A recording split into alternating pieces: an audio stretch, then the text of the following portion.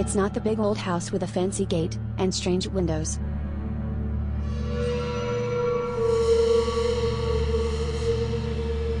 It's not the house with a shady past. It's not the house you've heard about in campfire ghost stories you should worry about.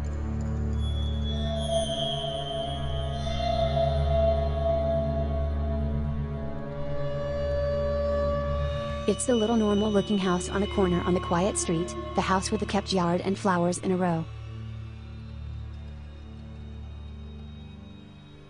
It's the one with the church family that keeps to themselves. It's the one with the little dog and the little cat and 2.5 children. These stories are based on houses just like this in small-town Kentucky. The names have been changed and the locations are fictitious. Reports involve known property and current occupants. The stories are based on real stories, but the settings and details have been changed to protect the innocent. It was a quiet summer back in the 80s on a little farm in Highfield, Kentucky. A local family owned a 20 to 30 acre farm about a mile from town.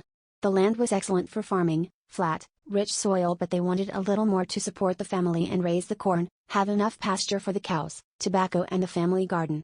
They lived in a two-story house built in the 1800s on a stone foundation. Behind the house, just far enough away to be obscured from the highway, there was a small cemetery with about 15 graves. It was plotted in the 1800s. No one alive in the 1980s ever visited the cemetery. It was unclear if the cemetery was a family plot or an 1800 slave cemetery, but the stones were in excellent condition and the cost of the stone suggested that if it was a slave cemetery, the owners cared for their slaves more so than the typical slave owners of the time. One year in the early 1980s, the family had ran up several unexpected additional expenses. In desperation, the father made a fateful decision. The cemetery sat on a flat piece of ground that they had to plant around every year, keeping the graveyard up at their own expense. The father had often remarked about how much easier it would be if he could just plow straight through and plant without having to work around the graves. In early spring, he was plowing and accidentally knocked over one of the stones with a tractor. He observed that there was little consequence to doing so. He noticed that people on the highway wouldn't miss the stone because they couldn't really see them anyway. Since no one ever visited the cemetery, he hatched a plan. He rounded up his wife and children and after much protesting, had them pluck up all the stones, load them onto a wagon and deposit them haphazardly in a small bushy growth that surrounded a sinkhole.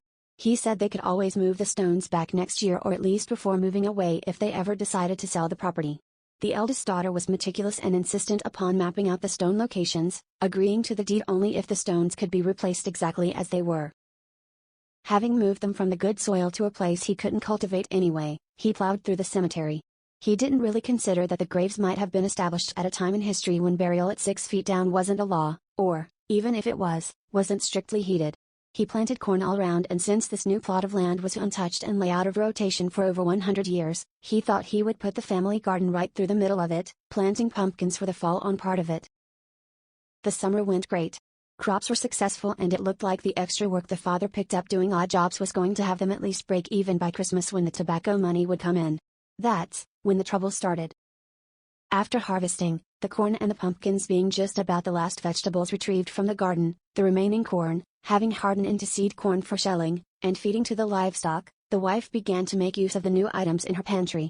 After having made pumpkin pies just in time for Thanksgiving, shortly thereafter but before Christmas, the youngest daughter became sick.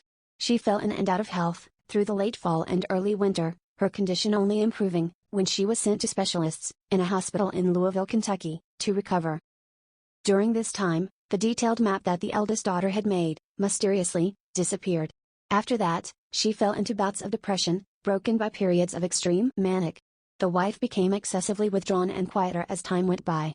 The other children were fine, it was only affecting the women.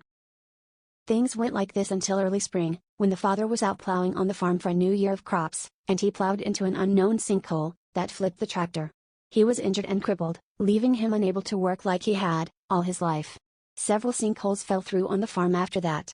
None of them were known to be active before. That year, due to mounting medical bills and a disabled father, the family was forced to sell the farm on the auction block and move away. None of them ever returned to the plot of land again.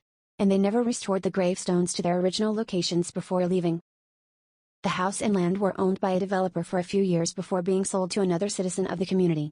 The new owner looked at it as an investment opportunity. When deciding what to do with the house, he weighed out all the options before deciding to build a new house and demolish the other. He claimed that the old house was not viable for his plans, but knowing a little about the history of the property, might have played a role in his decisions. However, he would never admit to this. After the new house had the foundation started, but before the old house was torn down, the new owner's son and his school friend, naively went into the old house one night, with nothing but flashlights. They didn't really pay much heed to the property's history, even though they knew about the graves, and had heard rumors about the prior family. The old house was creepy as heck, but the kids pushed through their fears, rationalizing as they went. They searched room by room through the house until they opened the door to the closet under the stairs. Opening that door was like opening the locked portals to all the nightmares the mind could conjure. They didn't say a word, their breath was taken away and replaced with shallow short breaths and rapid heartbeats. They both simultaneously bolted from the house and never came back. Shortly after that, the old house was demolished and the paranormal activities stopped.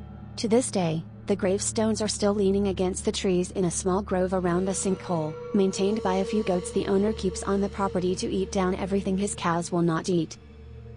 What happened in that house? What kind of man desecrates graves to gain a 1/4 acre of land to plant his garden? Why were only the girls in the family exhibiting strange illnesses and behaviors?